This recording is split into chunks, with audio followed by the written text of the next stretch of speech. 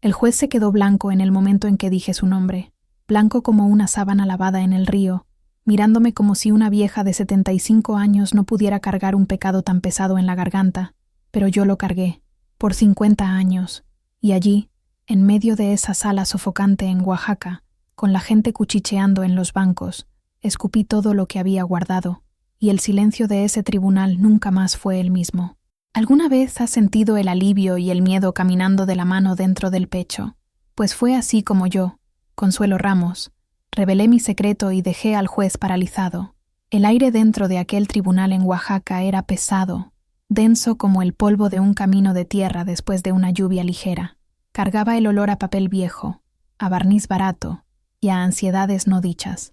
Mis huesos, con sus 75 años de memorias, me dolían en la silla de madera dura. Frente a mí, el juez, un muchacho que no debía tener la edad de mi nieto mayor, se ajustaba las gafas de montura fina, el rostro liso y serio, intentando imponer una autoridad que la vida aún no le había concedido de verdad. Me llamó por mi nombre completo, Consuelo Ramos de Villa, y el de Villa sonó como una cadena invisible, un eco del hombre cuyo legado estábamos allí para diseccionar.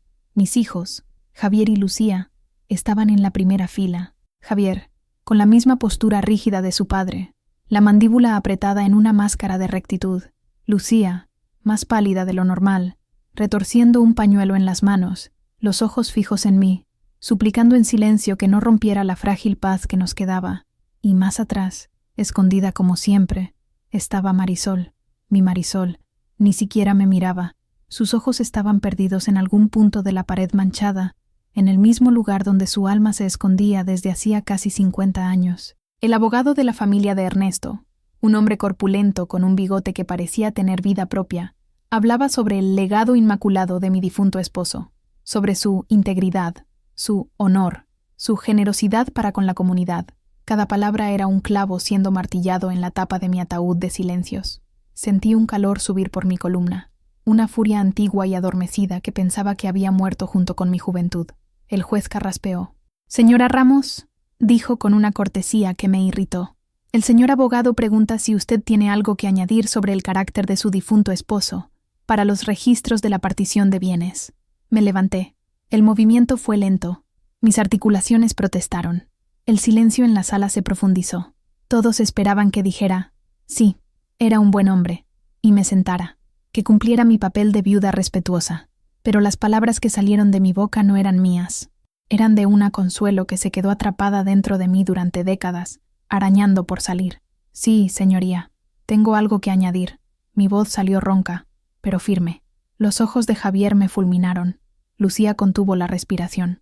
El hombre que todos en esta ciudad llamaban Don Ernesto era en efecto muy generoso, tan generoso que decidió que no le bastaba con ser dueño de mi vida. Decidió que también sería dueño de la inocencia de nuestra hija. El aire fue succionado de la sala.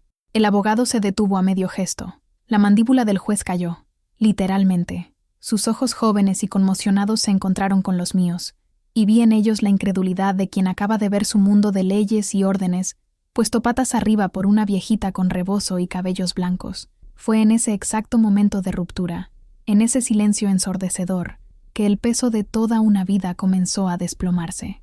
Y mientras miraba ese rostro paralizado, solo podía pensar en cómo una sola frase puede ser más pesada que 50 años de plomo.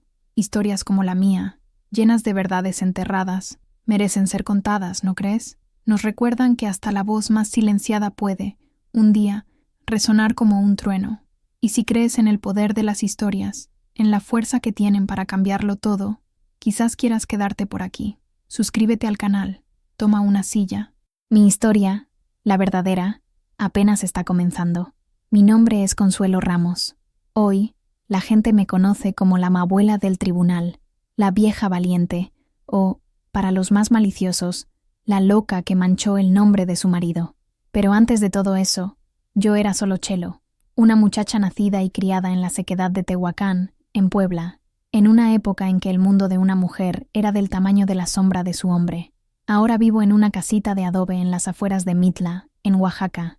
El aire aquí es más limpio, y el único ruido que me despierta por la mañana es el canto de los gallos y el susurro del viento entre las hojas de maíz. Tengo un pequeño jardín donde cultivo flores de cempasúchil, bugambilias y unas rosas tercas que insisten en florecer incluso bajo el sol más fuerte. Creo que me gustan por eso. Me recuerdan a algo. Mi día comienza antes que el sol. Hago mi café de olla, fuerte y dulce, y me siento en el porche, envuelta en mi rebozo, observando los colores de la aurora pintar las montañas. Es un ritual. En esos momentos de quietud, no soy la viuda de Ernesto Villa, ni la madre de Javier, Marisol y Lucía.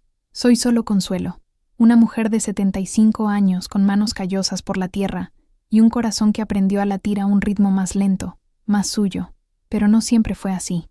Durante más de 50 años, mi corazón latió al ritmo que Ernesto dictaba. Mi vida era un reflejo de la suya. Mis opiniones, un eco de las suyas. Mi felicidad, una consecuencia de su satisfacción.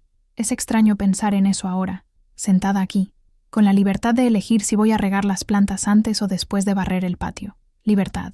Una palabra tan grande para cosas tan pequeñas. Fue el abogado Mateo, un muchacho idealista y un poco ingenuo, quien me buscó. Él era el encargado del inventario de Ernesto. Vino a mi casa con una carpeta llena de papeles, hablando de propiedades, cuentas bancarias y de la necesidad de formalizar la partición para evitar disputas familiares.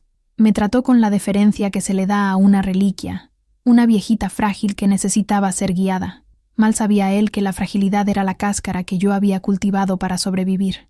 «Doña Consuelo», dijo, acomodándose en la silla de mimbre que crujía bajo su peso. «Necesitaremos su testimonio para confirmar algunos detalles sobre el patrimonio. Será rápido, una formalidad». Lo observé por encima de mi taza de café. Sus ojos eran honestos. No tenía idea del avispero en el que estaba a punto de meter la mano. En ese momento, una decisión tomó forma dentro de mí. No fue un rayo, ni una epifanía. Fue más como el lento deshielo de un río.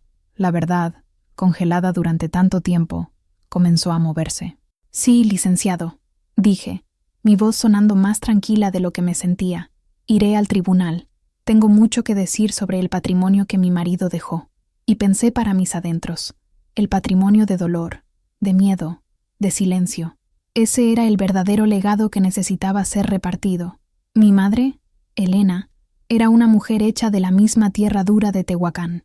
Tenía una mirada que podía evaluar el punto exacto de maduración de un aguacate a 10 pasos de distancia y manos que nunca estaban quietas, o estaban moliendo maíz, o remendando ropa, o aliviando la fiebre de un hijo. Ella me enseñó a cocinar, a bordar y, lo más importante, a callar. «En boca cerrada no entran moscas, Chelo», decía, mientras trenzaba mis cabellos negros y gruesos con fuerza, casi como si estuviera amarrando mis pensamientos para que no se escaparan. A un hombre le gusta una mujer de pocas palabras y mucha utilidad. Recuérdalo. Lo recordé. Grabé esa lección en el alma. En nuestro pequeño pueblo, la reputación de una muchacha era su bien más preciado, y esa reputación se tejía con hilos de silencio, obediencia y una habilidad impecable para hacer tortillas. Conocí a Ernesto Villa un domingo, después de misa. Yo tenía 16 años y él, 26. No era de nuestro pueblo. Su familia tenía tierras en la región vecina y vino a visitar a un pariente. Era alto, de hombros anchos, con una sonrisa que parecía iluminar la plaza entera. Usaba botas de cuero bien lustradas y un sombrero que se quitó con una reverencia al saludarme. Sentí mi rostro arder. Nadie nunca me había mirado de esa manera.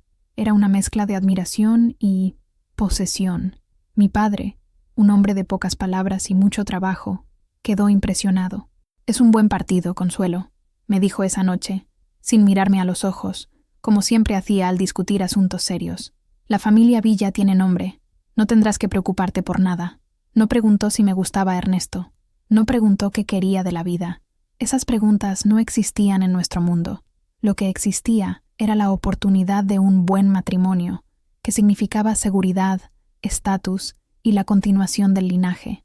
El amor era un lujo, algo que quizás vendría con el tiempo, como la lluvia después de una larga sequía. O quizás no. Ernesto comenzó a cortejarme. Traía flores, dulces de Puebla, y conversaba con mi padre sobre cosechas y ganado. A mí me dirigía pocas palabras, pero sus ojos me seguían por todas partes. Me sentía al mismo tiempo halagada y aprisionada por esa mirada.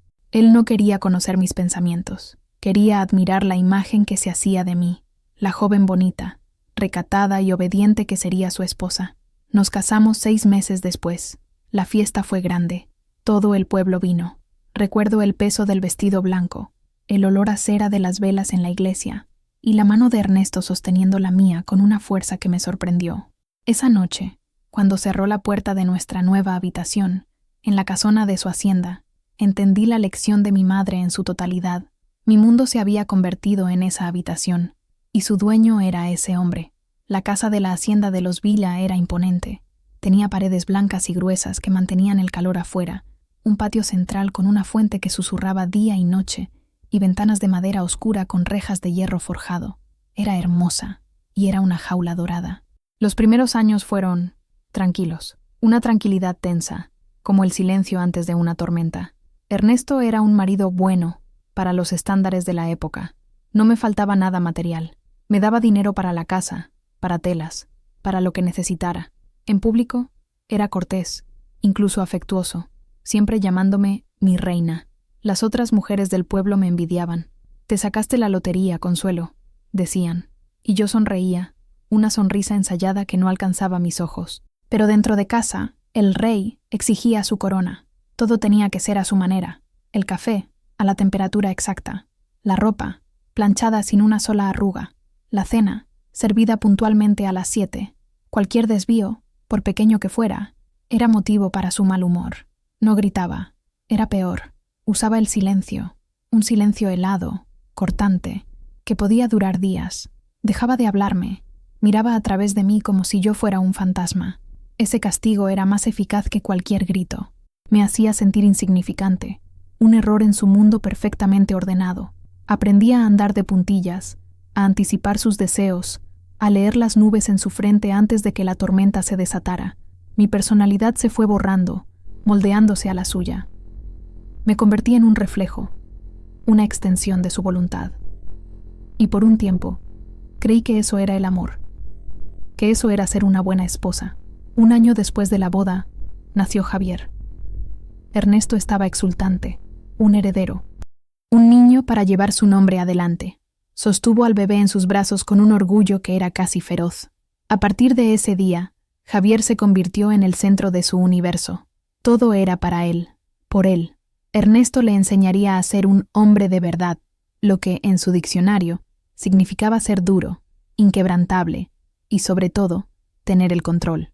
Yo amaba a mi hijo, pero veía con el corazón encogido la manera en que Ernesto lo esculpía a su imagen y semejanza. «Los hombres no lloran, Javier», le decía, cuando el niño se caía y se raspaba la rodilla. «Trágate el llanto, sé fuerte». Javier aprendió a tragar, aprendió a esconder sus debilidades y a ver el mundo a través de la lente dura e implacable de su padre. Aprendió a verme como su padre me veía, una figura secundaria, funcional, cuya principal función era servir. 2 años después de Javier, llegó Marisol. Mi Marisol. Llegó como una ráfaga de aire fresco a esa casa solemne. Tenía el cabello rizado y rebelde, ojos que parecían 2 jabuticabas brillantes y curiosas, y una risa que era pura música. Desde pequeña, era diferente. Mientras Javier era serio y concentrado, Marisol estaba llena de vida, de preguntas, de una imaginación que no conocía límites. Veía formas en las nubes, conversaba con las hormigas en el jardín y creaba historias fantásticas sobre los espíritus que, según ella, vivían en la fuente del patio. Yo estaba encantada con ella. En ella, veía a la niña que yo misma no tuve la oportunidad de ser. La animaba, me reía de sus historias, y en nuestros momentos juntas, me permitía ser un poco más ligera, un poco más libre. Ernesto, sin embargo, veía esa vivacidad con desconfianza. «Esa niña sueña demasiado, Consuelo», decía, con el ceño fruncido.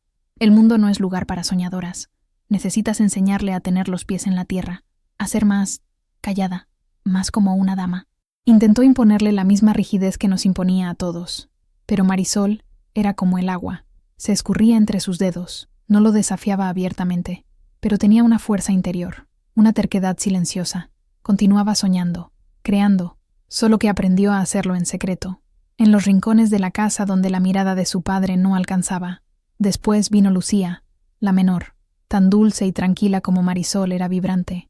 Lucía era la pacificadora, la que sentía la tensión en el aire e intentaba complacer a todos. Adoraba a su padre, a su hermano y a sus hermanas, y su mayor deseo era ver a la familia en armonía, un deseo que, desafortunadamente, rara vez se cumplía.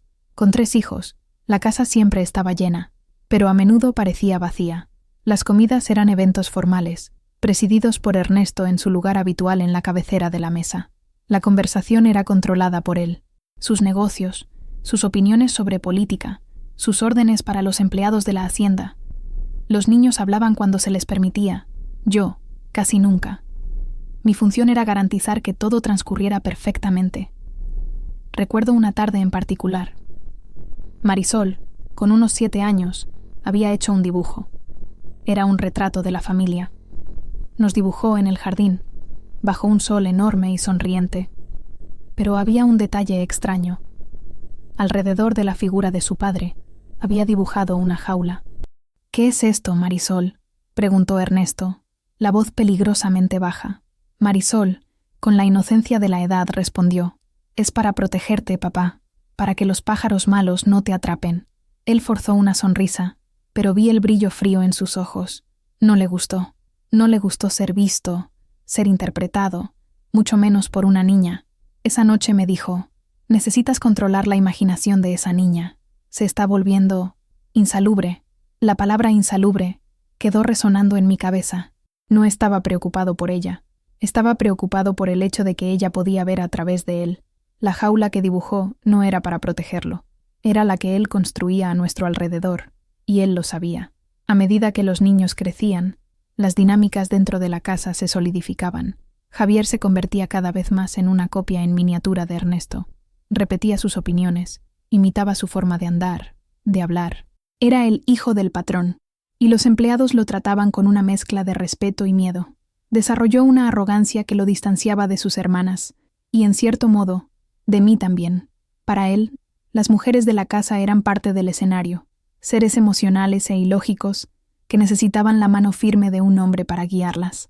Lucía continuaba siendo la sombra dulce y silenciosa, siempre buscando aprobación, especialmente del padre. Una sonrisa de Ernesto era suficiente para iluminar su día.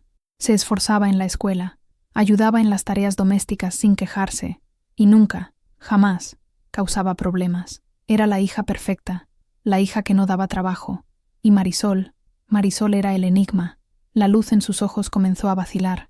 La niña que conversaba con las hormigas y se reía con el viento fue encogiéndose, cerrándose en sí misma. Dejó de dibujar. Sus historias fantásticas dieron paso a largos periodos de silencio en su habitación. Empezó alrededor de sus 9, 10 años. Al principio, lo atribuía a la transición a la adolescencia. Las niñas cambian, se vuelven más reservadas. Intenté conversar con ella, preguntarle qué estaba pasando. «No es nada, mamá», respondía, siempre con la mirada baja, evitando la mía. «Solo estoy cansada». Pero era un cansancio que no pasaba con una buena noche de sueño. Era un cansancio del alma. Empezó a tener pesadillas.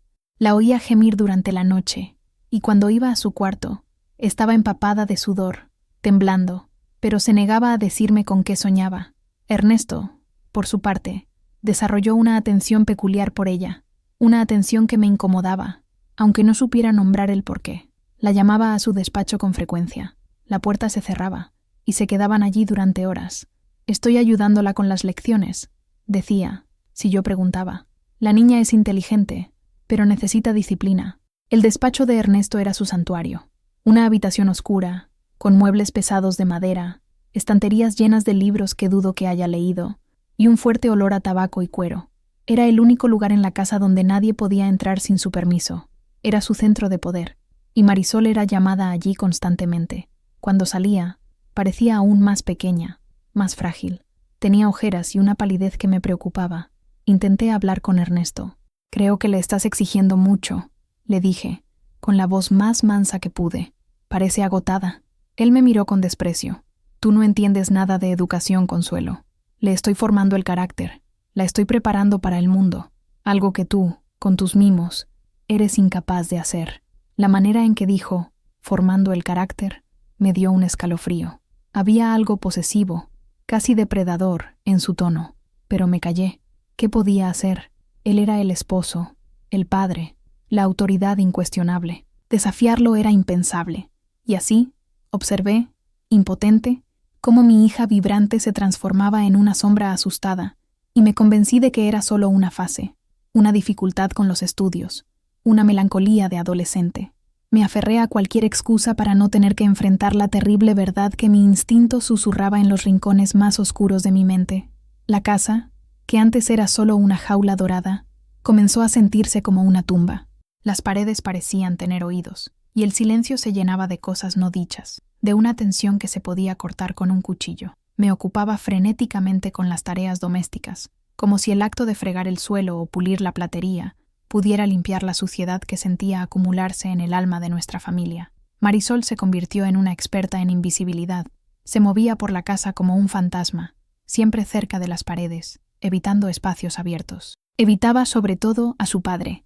En las comidas, apenas tocaba la comida, los ojos fijos en el plato. Si Ernesto se dirigía a ella, respondía con monosílabos, la voz casi inaudible. Javier, ajeno a todo, se burlaba de ella. «¿Cuál es tu problema, Marisol? Parece que viste un fantasma», decía, con la crueldad casual de un adolescente que se siente superior. Lucía, con su sensibilidad, intentaba acercarse. «¿Quieres hablar, hermanita?», preguntaba, tocando el brazo de Marisol, que se encogía con el contacto, como un animal asustado. Yo observaba todo esto con una angustia creciente. La culpa me corroía. Yo era la madre. Debería saber. Debería ser capaz de protegerla. Pero no sabía de qué. No tenía palabras para el malestar que flotaba sobre nosotros. Y en el fondo, tenía miedo de encontrar esas palabras. Tenía miedo de lo que podrían significar. Recuerdo una fiesta de cumpleaños de Ernesto. La casa estaba llena de gente. Músicos tocaban en el patio. Había comida y bebida en abundancia. Ernesto era el anfitrión perfecto, encantador, riendo a carcajadas, recibiendo las felicitaciones y los elogios. Yo, como siempre, estaba entre bastidores, asegurándome de que todo estuviera perfecto. Le pedí a Marisol, que tenía unos 13 años en ese entonces, que llevara una bandeja de vasos a la sala. Fue vacilante. De lejos, la vi detenerse a mitad de camino. Su padre la interceptó.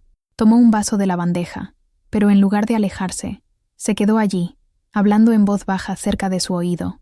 No podía oír lo que decía, pero vi su cuerpo tensarse. Vi el color desaparecer de su rostro.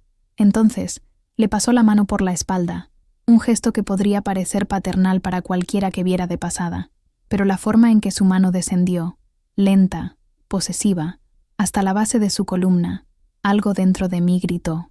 Marisol cerró los ojos por un instante, una expresión de pura agonía en su joven rostro. La bandeja tembló en sus manos. Uno de los invitados llamó a Ernesto, y él se alejó, sonriendo, como si nada hubiera pasado. Marisol corrió a la cocina, dejó la bandeja en el fregadero y salió corriendo al patio trasero. La seguí.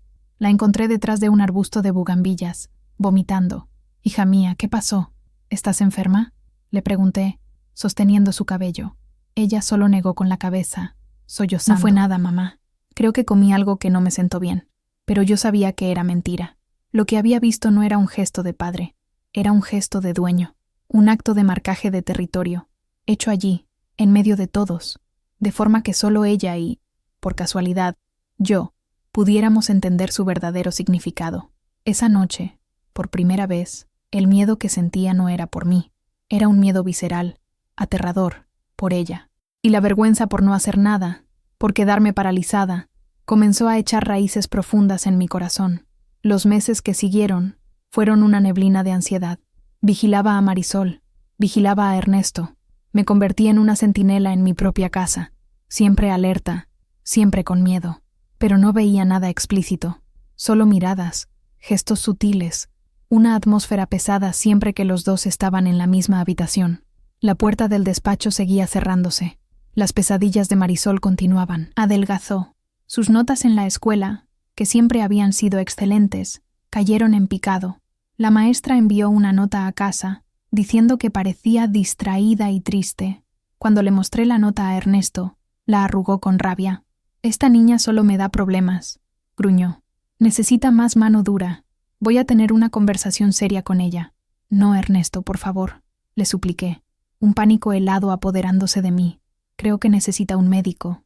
Quizás alguien con quien hablar». «¿Un médico? ¿Para qué? ¿Para llenarle la cabeza de tonterías? Yo soy su padre.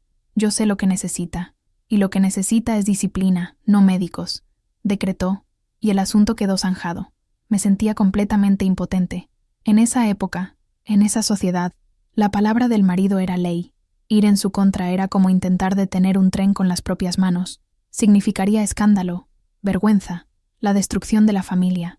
Y en el fondo, una parte de mí todavía se aferraba a la esperanza de que estuviera equivocada, de que todo no fuera más que una interpretación maligna de mi mente, hasta que llegó la noche en que la esperanza murió. Marisol tenía 14 años. Era una noche de tormenta. La lluvia golpeaba fuerte las ventanas y los truenos sacudían la casa. No podía dormir. Fui a la cocina a beber un vaso de agua y vi una luz encendida bajo la puerta de la habitación de Marisol. Toqué suavemente y entré. Estaba sentada en la cama, abrazada a las rodillas, temblando, pero no era de frío. Su rostro estaba bañado en lágrimas, los ojos desorbitados de terror. «¿Qué pasó, hija mía?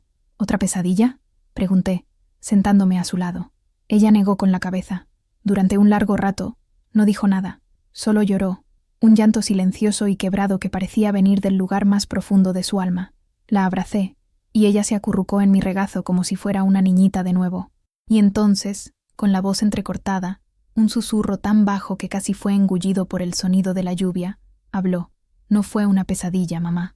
Hizo una pausa, respirando hondo, como si buscara aire para decir lo indecible. Él vino aquí, papá». Mi corazón se detuvo. La sangre se heló en mis venas. «¿Qué quería, Marisol? ¿Peleó contigo?». Ella levantó el rostro, y los ojos que encontré no eran los de una niña de 14 años.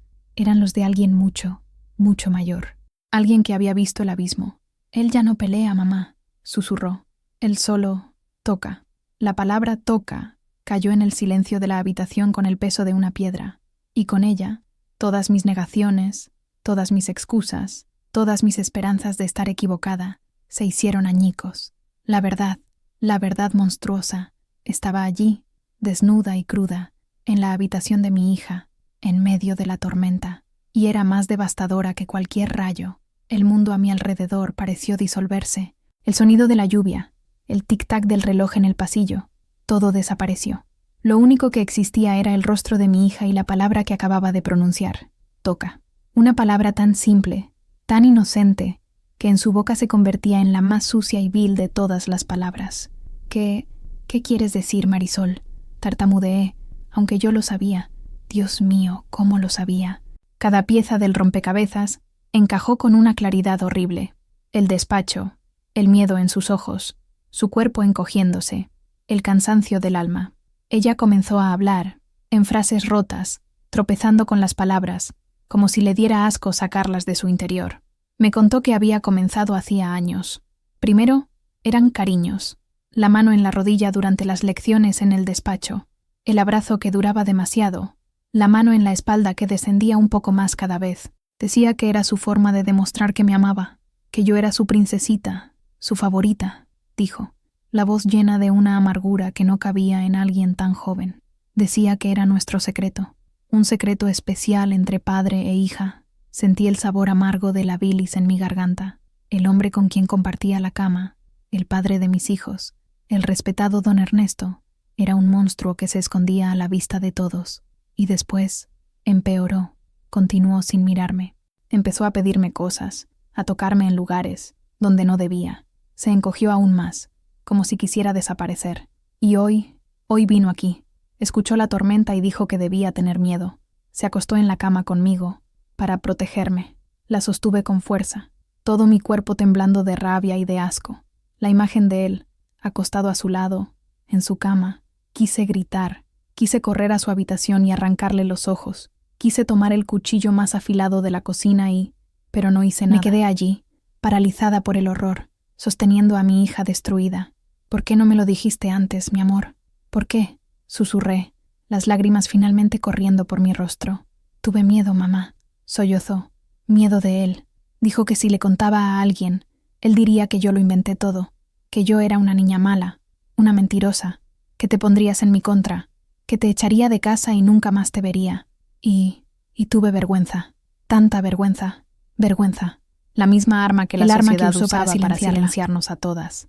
En ese momento, odié a Ernesto con una intensidad que quemaba, pero En un rincón oscuro de mi conciencia, también me odié a mí misma, porque yo había visto las señales, y había elegido no ver. Había sido cómplice con mi silencio. No tendremos más miedo, dije, más para convencerme a mí misma que a ella. Mañana por la mañana, yo voy a... No, me interrumpió, agarrando mi brazo con una fuerza desesperada. No, mamá, por favor, no hagas nada, no digas nada, nos va a hacer daño, va a destruir todo. Por favor, prométeme que no le dirás nada a nadie, prométemelo. El pánico en sus ojos era real, no solo tenía miedo, estaba aterrorizada, conocía su poder, su crueldad, mejor que nadie, sabía de lo que era capaz, y yo, mirando su rostro desfigurado por el miedo, tomé la decisión que definiría el resto de mi vida, la decisión que me atormentaría durante 50 años. Cedí. Te lo prometo, hija mía, dije, y cada palabra era un pedazo de mi alma que estaba vendiendo. Será nuestro secreto entonces, pero te juro por mi vida, que un día, él va a pagar. De una forma u otra, va a pagar. Esa noche, en la penumbra de la habitación, al son de la tormenta, enterré la verdad, y junto con ella, me enterré a mí misma. La vida después de esa noche se convirtió en una obra de teatro, una farsa elaborada donde todos teníamos nuestros papeles. Yo era la esposa dedicada, Ernesto era el marido respetable, Javier, el hijo orgulloso, Lucía, la hija ingenua, y Marisol era el fantasma en el banquete. Mi promesa a ella se convirtió en una pesada cadena en mi cuello. Cada sonrisa que le dirigía a Ernesto, cada comida que le servía, cada noche que me acostaba a su lado en la cama, era un acto de traición contra mi propia hija, y contra mí misma. El odio que sentía por él era una brasa constante en mi pecho, pero lo cubría con las cenizas de mi sumisión, con miedo de que una sola chispa pudiera incendiar toda la casa. Mi única forma de resistencia era proteger a Marisol. Me convertí en su sombra, su guardiana silenciosa. Creaba excusas para que no se quedara a solas con él. Inventaba tareas para hacer juntas, paseos al pueblo, visitas a parientes lejanos. Cuando él la llamaba al despacho, yo aparecía minutos después con cualquier pretexto. Ernesto, el teléfono para ti. O, Marisol, necesito tu ayuda en la cocina ahora mismo. Él se dio cuenta, por supuesto. Sus ojos se entrecerraban, y me lanzaba miradas de puro veneno. Estás mimando demasiado a esa niña, Consuelo. La estás convirtiendo en una inútil. Es mi hija. Es mi deber cuidarla, respondía, con una firmeza que no sabía que poseía. La tensión entre nosotros se volvió casi insoportable. La casa, que ya era silenciosa, se convirtió en un vacío. Ya no existía el castigo de su silencio, porque el silencio se convirtió en el estado natural de las cosas. Nos comunicábamos por medio de monosílabos y gestos, dos extraños compartiendo un techo, unidos por un secreto que pudría todo lo que tocaba. La relación entre Marisol y yo también cambió. La revelación no nos unió como esperaba. Al contrario, creó un abismo entre nosotras, un abismo hecho de culpa y resentimiento. Ella me miraba, y yo sabía que veía en mí a la madre que no la protegió, la madre que sabía y continuaba sirviéndole la cena a su agresor, y yo la miraba a ella y veía un recordatorio constante de mi propia cobardía. No hablábamos más sobre aquello. Se convirtió en un tabú dentro de nuestro tabú, pero siempre estaba allí, presente en sus ojos tristes, en su negativa a ser tocada, en su incapacidad para confiar en alguien. Los años pasaron lentamente, cada día una repetición del anterior. Javier fue a la universidad en la capital, regresó licenciado en agronomía, listo para hacerse cargo de los negocios de su padre. Se casó con una muchacha de buena familia, que rápidamente aprendió su lugar en la jerarquía de los Villa. Lucía también se casó, con un muchacho bueno y tranquilo del pueblo vecino, y se mudó, escapando, sin saberlo, de la atmósfera tóxica de la casa. Solo Marisol se quedó. Terminó la escuela, pero se negó a ir a la universidad, se negó a salir de casa. El mundo de afuera la asustaba. La casa era su prisión, pero también era el único lugar que conocía. Se dedicó a la jardinería, pasando horas y horas entre las flores, como si la tierra y las plantas fueran las únicas cosas vivas en las que podía confiar. Y yo envejecí. Las arrugas en mi rostro no eran solo marcas del tiempo, eran el mapa de mi sufrimiento, de las lágrimas que me tragué, de las palabras que no dije. La promesa que le hice a Marisol esa noche de tormenta seguía viva dentro de mí, una deuda que no sabía cómo pagar. Un día, él va a pagar. ¿Pero cuándo? ¿Y cómo? La vida parecía destinada a continuar en ese ciclo de silencio y dolor para siempre. El tiempo tiene una forma cruel de normalizar lo absurdo. La vida en la hacienda continuó. Las estaciones cambiaban, las cosechas venían y se iban, y nuestro drama familiar se petrificó. Se convirtió en parte del paisaje, como las montañas a lo lejos, siempre presente, inmutable. Ernesto envejeció. Su cabello se volvió canoso, sus anchos hombros se encorvaron un poco, pero su poder, su tiranía doméstica, permaneció intacta. Él y Marisol vivían en una especie de tregua armada. Él la ignoraba la mayor parte del tiempo, y ella se esforzaba por ser invisible. Las idas al despacho cesaron, no por remordimiento de él, sino porque mi vigilancia constante lo frustró. Sin embargo, el daño ya estaba hecho. El alma de mi hija había sido irremediablemente herida. Nunca tuvo novio. Nunca demostró interés en casarse o tener hijos. Los muchachos de la región, intimidados por la riqueza y el temperamento de Ernesto, tampoco se acercaban mucho. Marisol construyó un muro a su alrededor, y las únicas cosas que tenían permiso para entrar eran sus libros y sus flores. El jardín se convirtió en su santuario, un mundo que podía controlar, donde la belleza era real y el tacto era gentil, el tacto de la tierra, del agua, de los pétalos. Yo observaba esta autoimposición de soledad con el corazón partido. Había fallado en protegerla del monstruo, y ahora observaba, impotente, mientras ella se protegía del mundo entero. A veces, por la noche, iba a su habitación y me quedaba en la puerta, solo mirándola dormir. Quería entrar, abrazarla, decirle que todo estaría bien, pero no podía.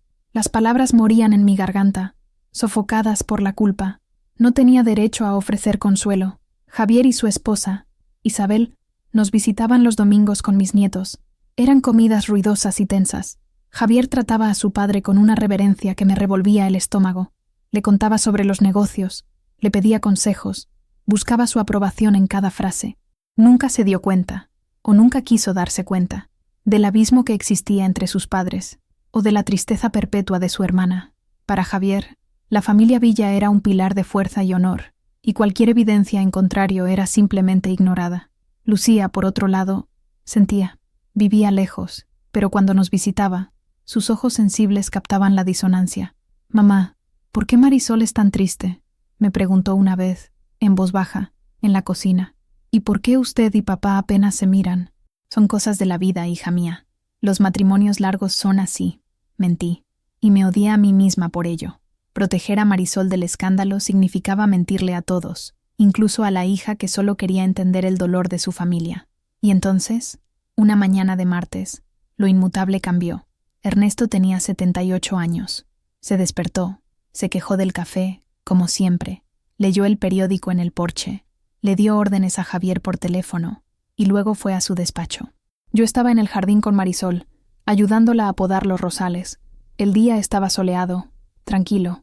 Fue la empleada, Rosa, quien lo encontró. Fue a llevarle un vaso de limonada, y lo encontró caído sobre el escritorio, la pluma aún en la mano, una carta de negocios a medio escribir, un infarto fulminante, sin aviso, sin despedida, sin tiempo para arrepentimientos o confesiones.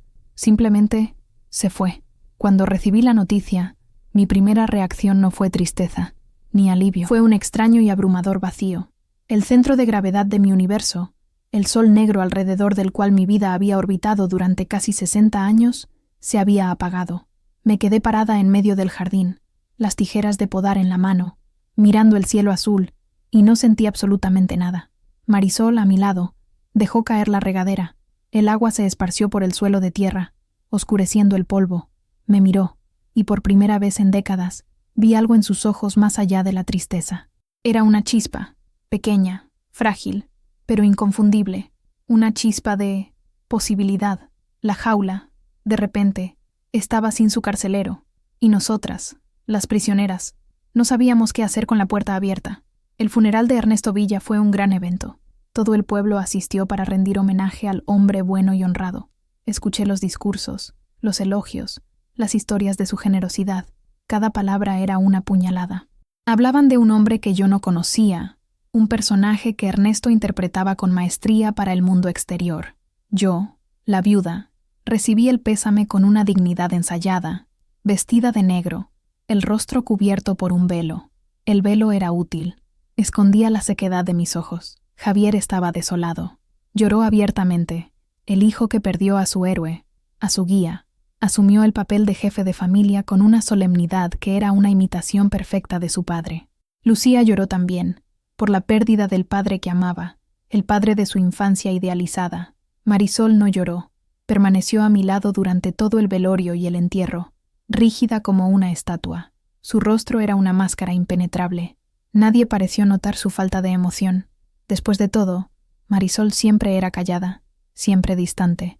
Era simplemente su forma de ser.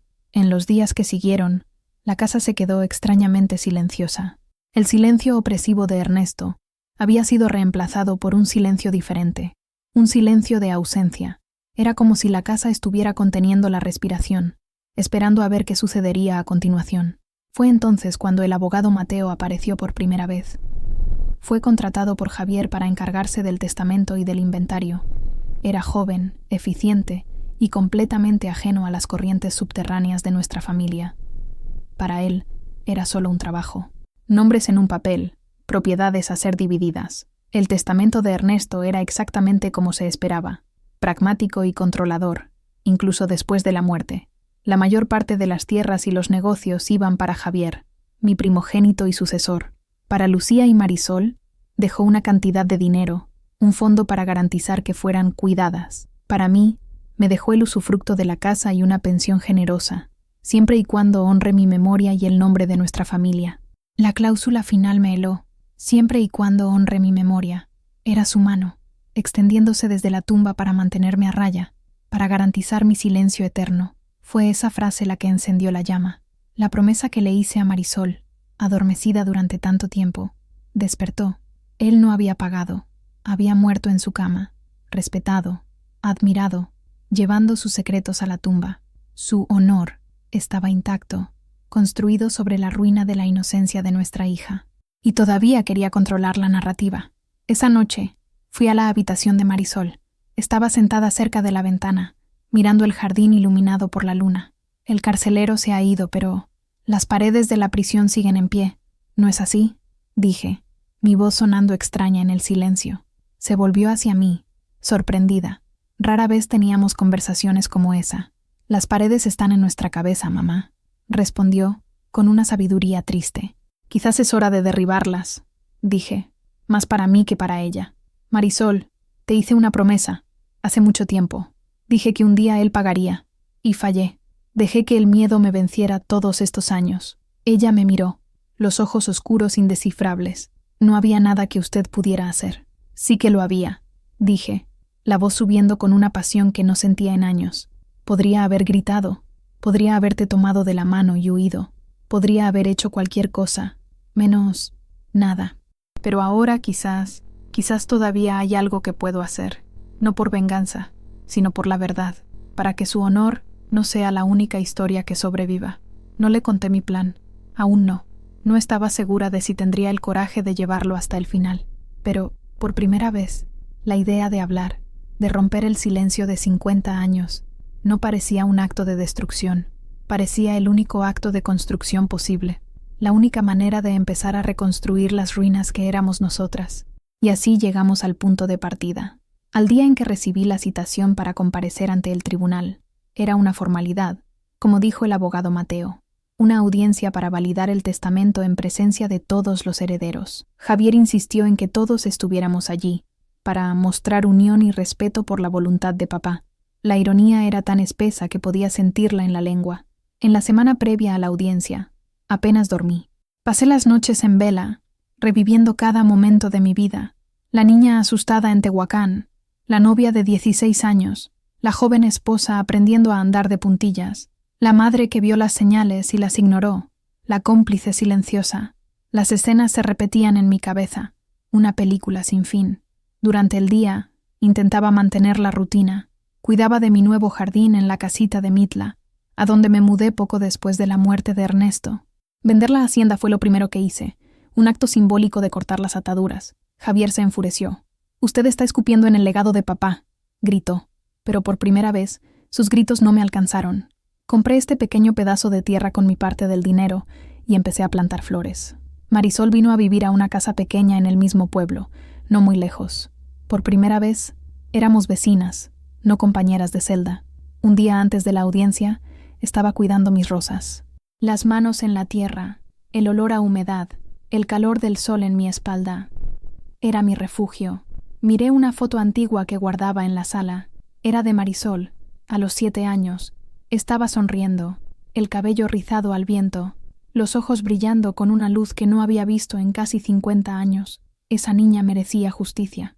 La mujer en la que se convirtió merecía paz. Y yo, la vieja que las observaba, merecía redención. En ese momento, toda duda se disipó. El miedo todavía estaba allí, un nudo frío en el estómago, pero era más pequeño que mi determinación. No iba al tribunal para hablar de tierras o de dinero. Iba para hablar de la deuda que no estaba en el testamento, la deuda de una vida robada. Llamé a Marisol. Mi mano temblaba al sostener el teléfono. «Bueno», su voz sonó al otro lado, siempre un poco vacilante. «Soy yo, hija mía. ¿Pasó algo, mamá?» No, solo quería escuchar tu voz», dije. «Mañana es la audiencia, ya sabes». «Lo sé». Javier ya me llamó 3 veces para asegurarse de que vaya. Hubo una pausa. «¿Usted va a estar bien?» La pregunta era simple, pero cargada de significado. Me estaba preguntando si soportaría estar en el mismo espacio que Javier, escuchando las glorias de un hombre que destruyó su vida. «Voy a estar bien, hija mía. Necesito que sepas. No importa lo que pase mañana. Lo siento mucho, por todo». Hubo un largo silencio al otro lado de la línea. Podía oírla respirar. Luego, con la voz entrecortada, dijo: «Yo también lo siento mucho, mamá». Ambas sabíamos que no nos estábamos disculpando por los mismos motivos, pero era un comienzo. Era el reconocimiento del dolor compartido. Colgué el teléfono con el corazón apesadumbrado, pero con el alma en paz con mi decisión. La noche sería larga, pero por primera vez en mucho tiempo, sabía que la mañana traería no solo el sol, sino la oportunidad de una verdad largamente esperada. La mañana de la audiencia amaneció gris y húmeda. El cielo de Oaxaca parecía reflejar el estado de mi espíritu. Me vestí con cuidado, eligiendo un vestido oscuro y sencillo y mi mejor rebozo, el que Marisol me regaló, bordado con pequeñas flores azules. Al mirarme en el espejo, vi a una anciana de cabellos blancos y rostro surcado de arrugas, pero detrás de esos ojos cansados había una llama, una pequeña y terca llama que se negaba a apagarse. Lucía pasó a recogerme. Estaba nerviosa, jugando con las llaves del coche. «¿Estás segura de que se siente bien para esto, mamá? Javier está tan intenso. Quiere que todo sea perfecto». «Nunca he estado mejor, hija mía», dije, y la firmeza en mi voz la sorprendió. El camino hasta el tribunal fue silencioso. Lucía me miraba de reojo, como si intentara descifrar qué había de diferente en mí. Al llegar, la escena era exactamente como la había imaginado. Javier, de traje oscuro, parecía un general inspeccionando a sus tropas. Su esposa, Isabel, a su lado, con una expresión de ansiedad contenida, y Marisol, apoyada en una columna, lo más lejos posible del grupo, ya dentro de su capullo de protección. Javier vino hacia nosotras en cuanto salimos del coche. «Por fin, nos están esperando todos. Mamá, por favor, intente parecer bien. Es importante para la imagen de la familia». «¿La imagen de la familia, Javier?», pregunté, y él retrocedió un paso, sorprendido por el tono cortante de mi voz. «Estoy más preocupada por el alma de la familia, si es que aún queda alguna». Él me miró, confundido e irritado, pero no tuvo tiempo de responder. Nos llamaron para entrar en la sala de audiencias. El lugar era frío, impersonal. Me senté entre Lucía y Marisol. Sentí la mano de Lucía buscando la mía, un gesto de consuelo. Miré a Marisol. Continuaba con la mirada perdida, pero noté que sus dedos tamborileaban nerviosamente en su regazo. Ella también lo sentía. Sabía que ese día era diferente. Y entonces comenzó el espectáculo. Los abogados, las formalidades, la lectura del testamento y el discurso del abogado de Ernesto, pintando el retrato de un santo, fue allí, escuchando esas mentiras pulidas, que la llama dentro de mí se convirtió en un incendio. El calor subió por mi pecho, quemando 50 años de miedo, de vergüenza, de silencio. Cuando el juez me dirigió la palabra, supe que no había vuelta atrás. El río, por tanto tiempo represado, estaba a punto de romper la presa. Me levanté, y el mundo entero pareció contener la respiración conmigo.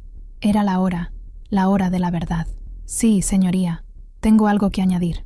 El hombre que todos en esta ciudad llamaban don Ernesto era en efecto muy generoso, tan generoso que decidió que no le bastaba con ser dueño de mi vida, decidió que también sería dueño de la inocencia de nuestra hija. Las palabras flotaron en el aire, pesadas, irrefutables. El silencio que siguió fue absoluto. Era como si el sonido hubiera sido arrancado del universo. Vi el rostro de Javier contraerse en una máscara de incredulidad y furia. «Mamá, ¿qué está diciendo? Cállese», siseó, pero su voz no tenía fuerza. Lucía soltó mi mano como si hubiera recibido una descarga eléctrica. Sus ojos se abrieron de par en par, la boca abierta, las piezas del rompecabezas de su vida encajando de forma horrible y repentina. La tristeza de Marisol, la distancia entre sus padres, todo tenía un sentido terrible ahora. Y Marisol, ella finalmente me miró. En sus ojos, una tormenta, conmoción, miedo, pero también algo más, un atisbo de alivio, como si el monstruo que cargaba sola finalmente hubiera sido expuesto a la luz. El juez, el pobre muchacho, estaba blanco como el papel. Se quitó las gafas, las limpió con un pañuelo, se las volvió a poner, como si eso pudiera cambiar lo que acababa de escuchar. «Señora Ramos, yo no he entendido. ¿Podría, por favor, aclarar su declaración?» Su voz era un hilo. Respiré hondo. El primer paso estaba dado. Ahora tenía que caminar por el camino de fuego. «¿Aclarar, señoría?», dije, mi voz ganando fuerza con cada sílaba. Durante casi 50 años, la vida en esta familia ha sido una mentira para proteger el honor de un hombre que no tenía ninguno. ¿Usted quiere hablar del carácter de Ernesto Villa? Entonces hablemos. Y hablé, lo conté todo. Empecé con la niña vibrante que Marisol era. Hablé de su risa, de sus dibujos, y luego hablé de cómo la luz en sus ojos comenzó a apagarse. Hablé del despacho con la puerta cerrada, de las lecciones que duraban horas, de su miedo por la noche, del cambio en su comportamiento. No usé palabras crudas, no lo necesité. Pinté el cuadro con los detalles, con las emociones, con la atmósfera de terror que se instaló en nuestra casa. Él no le rompió los huesos, señoría, dije, mirando directamente al juez, que me escuchaba hipnotizado. Hizo algo mucho peor. Le rompió el alma, le robó su confianza, su alegría, su capacidad de creer en la bondad del mundo, y lo hizo bajo mi techo, mientras yo, su madre, por miedo y por vergüenza, fingía no ver. Lágrimas corrían por mi rostro ahora, pero no eran de tristeza, eran de purga. Cada palabra era un veneno que estaba expulsando. «Usted está mintiendo», gritó Javier levantándose de un salto. «Está loca. Papá era un santo. ¿Cómo se atreve a manchar su memoria así?» «Silencio», bramó el juez, golpeando el mazo con una fuerza que me sorprendió. Su compostura profesional estaba hecha jirones. Miró a Javier con rabia, y luego a mí con una compasión que me reconfortó. «Continúe, señora Ramos. Por favor, continúe. Continúe». Mi voz era lo único que se oía en la sala. El tiempo parecía haberse detenido. Ya no estaba en un tribunal. Estaba de vuelta en esa noche de tormenta, con Marisol temblando en mis brazos. Conté sobre su confesión, sobre su petición desesperada de que no dijera nada. «Y yo lo prometí», dije, mi voz quebrándose por primera vez. Le prometí que guardaría silencio para protegerla del escándalo, de lo que él podría hacernos. Y al hacerlo, la condené a toda una vida de prisión. Las dos nos quedamos prisioneras de él, ella, de su memoria traumática, y yo, de mi culpa. Miré a la primera fila. Lucía sollozaba silenciosamente, el rostro hundido en sus manos.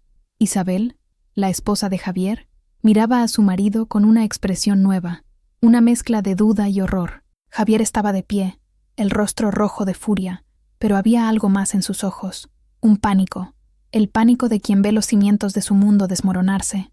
«Esta audiencia no es sobre tierras, señoría, no es sobre dinero, es sobre este legado», dije, señalando a Marisol. «El legado de una vida interrumpida. ¿De qué sirve heredar haciendas y cuentas bancarias si la herencia más profunda es la de dolor y silencio? El honor de Ernesto Villa se construyó sobre la destrucción de nuestra hija. Y yo no voy a participar más en esta farsa». Me di la vuelta y miré directamente a Marisol. Nuestras miradas se encontraron y se sostuvieron. El mundo a nuestro alrededor desapareció. Éramos solo nosotras dos, madre e hija, dos mitades de un mismo dolor. Perdóname, hija mía, dije, y las palabras no fueron solo para ella, sino para que toda la sala las oyera. Perdóname por no haber sido la madre que te merecías. Perdóname por mi silencio. Marisol no dijo nada, pero lo vi. Una única lágrima rodó por su mejilla, y en esa lágrima vi más perdón y comprensión de lo que jamás imaginé merecer. Sentí mis piernas flaquear, el esfuerzo, la emoción, el peso de 50 años siendo liberados de una sola vez. Todo eso me pasó factura. Me apoyé en el estrado frente a mí, jadeando.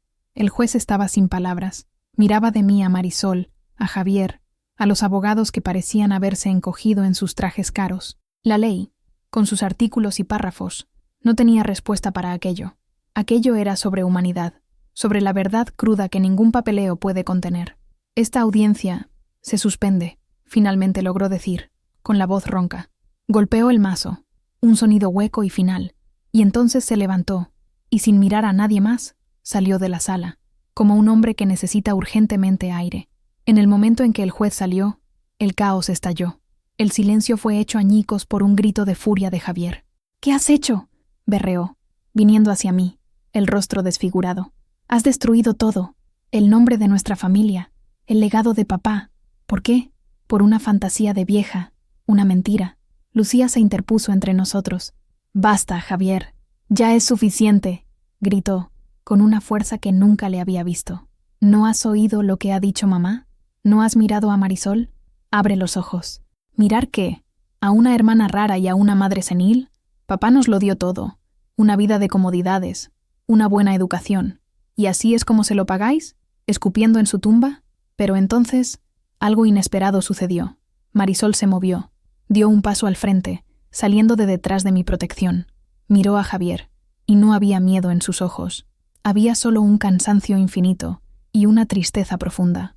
«Él no nos lo dio todo, Javier», dijo, su voz baja, pero cortante como el cristal. «A mí me lo quitó todo. Y tú estabas tan ocupado adorando al sol que nunca te diste cuenta de la oscuridad que proyectaba». Javier se quedó paralizado. Escuchar la voz de Marisol, siempre tan silenciosa, acusándolo directamente, fue un golpe que no esperaba. Abrió la boca para responder, pero no le salieron las palabras. La miró a ella, a mí, a su esposa, que ahora lo observaba con una frialdad aterradora. Por primera vez en su vida, el mundo de Javier de Villa ya no tenía sentido. Estaba perdido. Sin decir nada más, se dio la vuelta y salió de la sala, dando un portazo. Nos quedamos las tres, yo, Marisol y Lucía, en medio de los escombros de nuestra familia. Lucía vino hacia mí y me abrazó. «Lo siento mucho, mamá.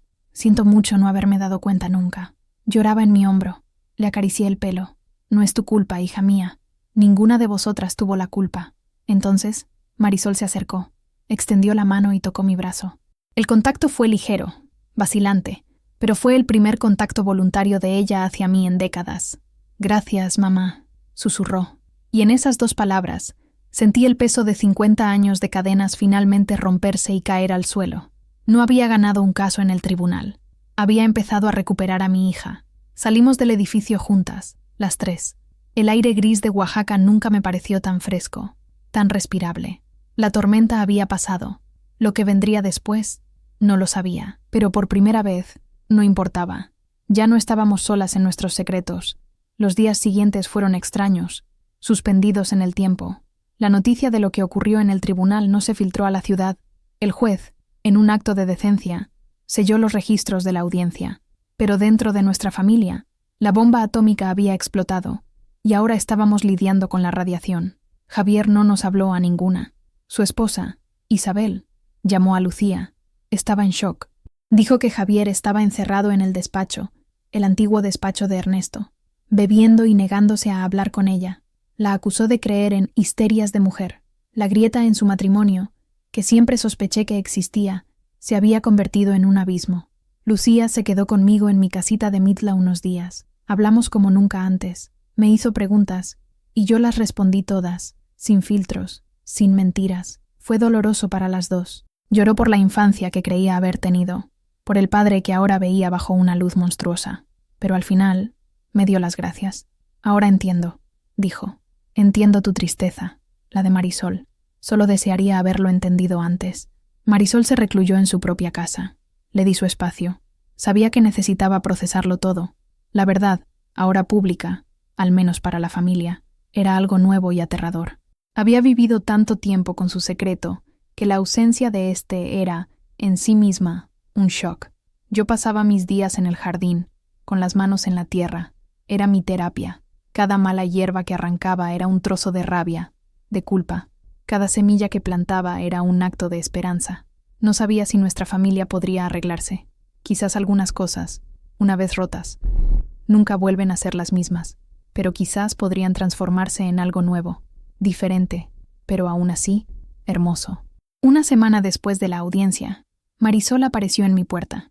Traía una pequeña maceta con un brote de lavanda. Pensé que le gustaría para su jardín, dijo, con timidez. Es preciosa, hija mía. Entra, tómate un café conmigo. Dudó, pero entró. Nos sentamos en el porche, en silencio durante un rato, solo escuchando los sonidos de la mañana. El silencio entre nosotras ya no era pesado, cargado de cosas no dichas. Era un silencio cómodo, de quienes ya no necesitan palabras para entenderse. Dormí toda la noche ayer, dijo de repente, mirando su taza, sin pesadillas, por primera vez no me acuerdo. Mis ojos se llenaron de lágrimas. Me alegro tanto de oír eso, Marisol. Estuve enfadada contigo durante mucho tiempo, mamá, confesó, con voz baja. Enfadada porque sabías y no hiciste nada. Pero, en ese tribunal, lo entendí. Tú también eras una prisionera. Y me devolviste mi voz, aunque yo no fuera capaz de usarla. Sí que la usaste, hija mía. Tu silencio en el tribunal gritó más fuerte que cualquier palabra, le dije. Me dedicó una pequeña sonrisa, la primera sonrisa genuina que veía en su rostro en años. Fue como ver salir el sol después de una larga, larga lluvia. En ese momento, lo supe.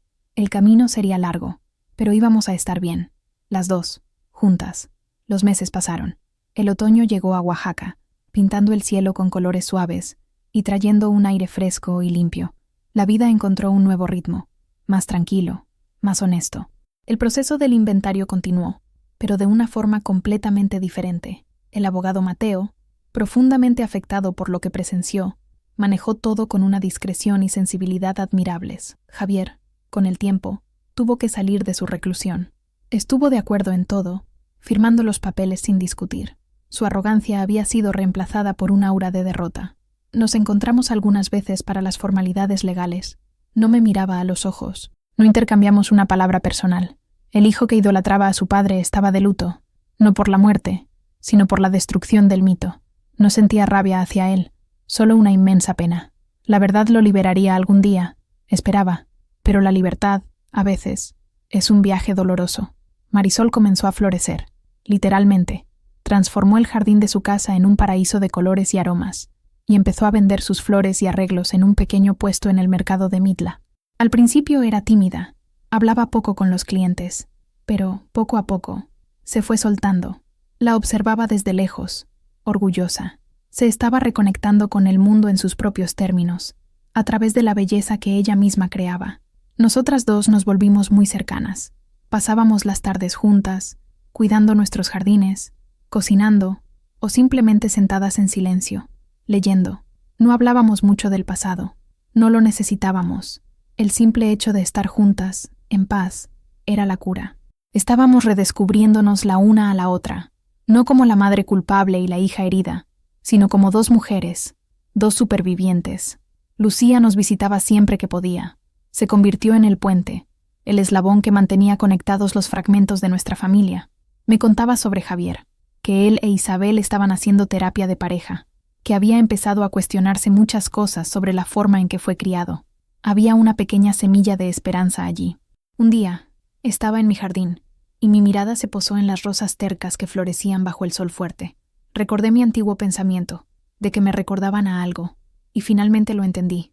Me recordaban a nosotras, mujeres como yo, como Marisol, como mi madre, como Lucía, mujeres que, a pesar de la sequedad del suelo, de la dureza del clima, de las plagas que intentan destruirnos, insistimos en buscar la luz, insistimos en florecer. La vida, por fin, encontró una serenidad que jamás pensé que fuera posible. Mi casita en Mitla se convirtió en mi refugio y mi reino. Cada rincón de ella era mío. Cada decisión, desde el color de las cortinas hasta lo que cenaría, era exclusivamente mía. Después de toda una vida siendo un satélite en la órbita de otra persona, descubrir mi propio centro de gravedad fue la más dulce de las libertades. Marisol encontró su camino. Su puesto de flores en el mercado se convirtió en un punto de encuentro. La gente no iba allí solo a comprar flores, sino a conversar con ella. Su quietud, que antes era una señal de miedo, ahora se percibía como una profundidad serena. Escuchaba las historias de la gente, ofrecía una sonrisa amable, y sus arreglos parecían llevar un poco de su alma resiliente. Nunca se casó, nunca tuvo hijos, pero construyó su propia familia, una red de amigos, clientes y vecinos que la querían por quien era. Encontró una forma de amor y conexión que era segura, que era suya. Lucía y su marido siguieron siendo la roca de la familia. Mis nietos, hijos de ella, crecieron conociendo una versión de la historia, no los detalles sórdidos, sino la esencia, que su abuela era una mujer fuerte que luchó por la verdad y que la tía Marisol era la persona más valiente que conocerían. Y Javier, su viaje fue el más complicado. La terapia de pareja con Isabel lo obligó a enfrentarse a los demonios que heredó de Ernesto.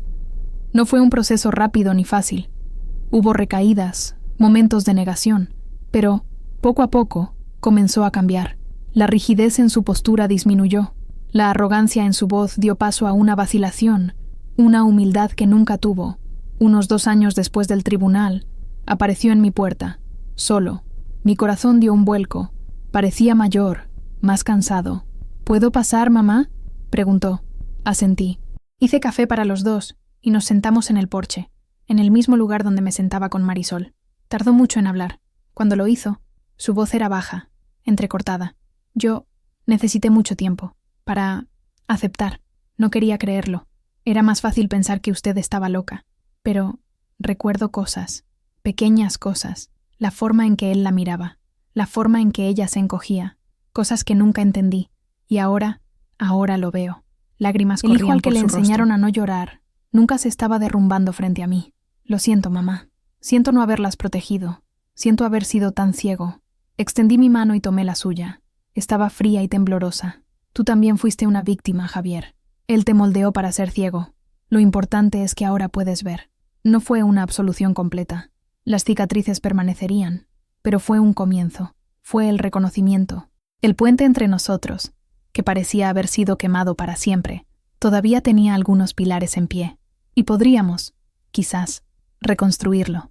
Hoy, con 80 y tantos años, miro hacia atrás y veo una vida de valles profundos, y finalmente, de llanuras soleadas. El dolor no desaparece por completo, se convierte en parte de quien eres, como una cicatriz que cuenta una historia, pero ya no me define. Mi relación con Marisol es la joya de mi vejez. Es una amistad tranquila, tejida con hilos de comprensión mutua. No necesitamos hablar del pasado para honrarlo. Lo honramos viviendo bien el presente. A veces, sentadas en mi jardín, la veo sonreír a una mariposa o tocar un pétalo con una delicadeza infinita, y mi corazón se llena de una paz tan profunda que llega a doler. La luz en sus ojos, que pensé que se había extinguido para siempre, ha vuelto. Quizás no con el brillo deslumbrante de la infancia, sino con el brillo suave y constante de una vela que aprendió a no dejarse apagar por el viento. El nombre de Ernesto Villa rara vez se menciona. En el pueblo, su memoria fue siendo lentamente corroída por la verdad no dicha. La gente sintió el cambio en nuestra familia, vio la transformación de Marisol, mi paz, la humildad de Javier. Nadie sabe exactamente lo que pasó, pero la narrativa del santo ya no se sostiene. La verdad tiene su propio peso, y con el tiempo, hunde las mentiras. A veces, pienso en el joven juez. Imagino que nunca olvidó ese día. Imagino que, en su carrera, al tratar casos de familia, recuerda a la viejita que puso su mundo de leyes patas arriba y le enseñó que la justicia más importante, a menudo, no está en los códigos, sino en el acto de dar voz al silencio. Mi vida es simple. Me despierto con el sol, cuido mis flores, cocino para mí y, a veces, para mis hijas. Me siento en el porche, leo mis libros y veo el tiempo pasar. Es una vida pequeña, pero es inmensamente rica. Es mía. Recuerdo la sensación de levantarme de esa silla del tribunal, la madera crujiendo, todas las miradas puestas en mí. Fue el momento más aterrador y más liberador de mi vida. Por un instante, el miedo amenazó con tragarme. La voz de mi madre resonó en mi cabeza. En boca cerrada no entran moscas. La imagen del rostro furioso de Ernesto surgió en mi mente. La duda me asaltó. ¿Quién era yo, una simple mujer de campo, para desafiar el legado de un hombre tan poderoso? Pero entonces miré a Marisol, y no vi solo a mi hija. Vi a todas las hijas, a todas las mujeres que han sido silenciadas. Vi a todas las que han cargado sus dolores en secreto, con miedo al escándalo, a la vergüenza, al juicio.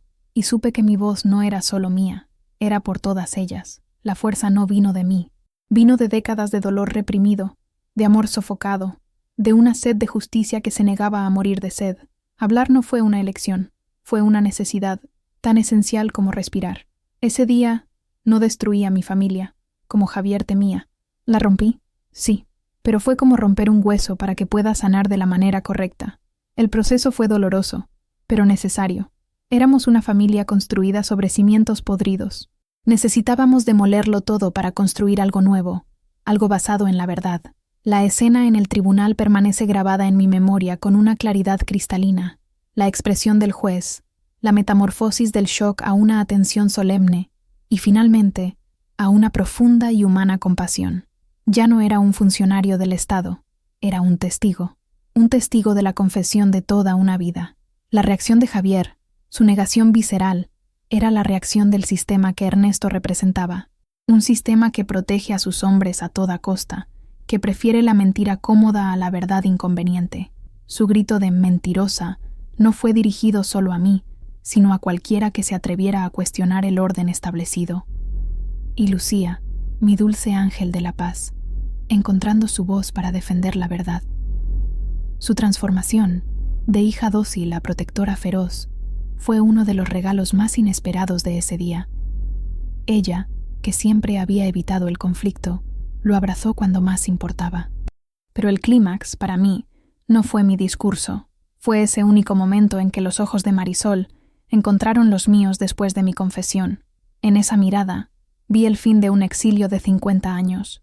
Vi el puente entre dos almas siendo reconstruido sobre un abismo de dolor. No se dijo ninguna palabra, pero todo fue comunicado. Perdón, comprensión, gratitud, amor. Fue la resolución más silenciosa y más poderosa que podría haber soñado. El veredicto del juez ya no importaba.